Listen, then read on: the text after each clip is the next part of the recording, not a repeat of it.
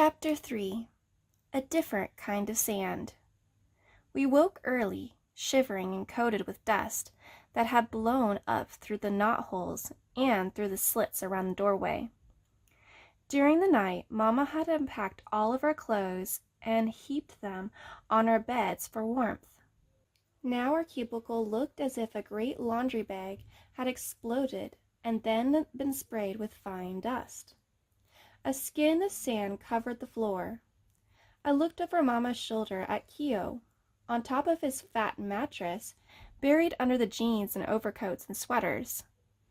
His eyebrows were gray, and he was starting to giggle. He was looking at me, at the gray eyebrows and coated hair, and pretty soon we were both giggling. I looked at Mama's face to see if she thought Kyo was funny.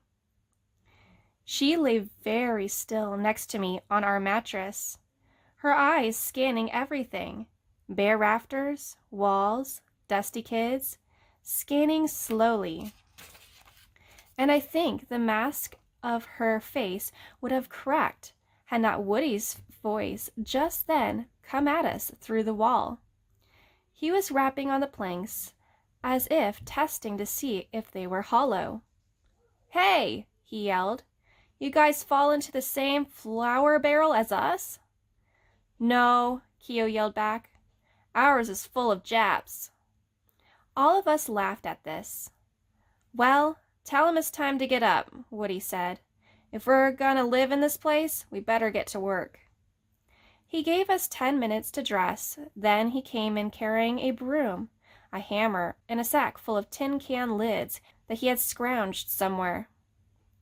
Woody would be our leader for a while now, short, stocky, grinning, behind his mustache. He had just turned 24.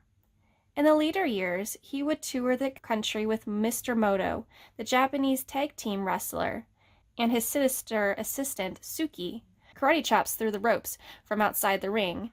A chunky leg reached from under his kimono to trip up Mr. Moto's foe. In the ring, Woody's smile looked sly and crafty. He hammered it up. Off stage, it was whimsical, as if some joke were bursting to be told. "Hey, Brother Ray, Kyo," he said. "You see these tin can lids?" Yeah, the boy said drowsily, as if going back to sleep. They were both young versions of Woody. "You see all them knotholes in the floor and the walls?" They looked around. You could see about a dozen. Woody said, "You get those covered up before breakfast time. Any more sand comes in here through one of those knotholes, you have to eat it off the floor with ketchup." "What about sand that comes in through the cracks?" Kyo said. Woody stood up very straight, which in itself was funny, since he was only about 5'6". "Don't worry about the cracks," he said. "Different kind of sand comes in through the cracks." He put his hands on his hips and gave Kyo a sternly comic look, squinting at him through one eye, the way Papa would when he asserted his authority. Woody mimicked Papa's voice. "And I can tell the difference, so be careful." The boys laughed and went to work nailing down lids.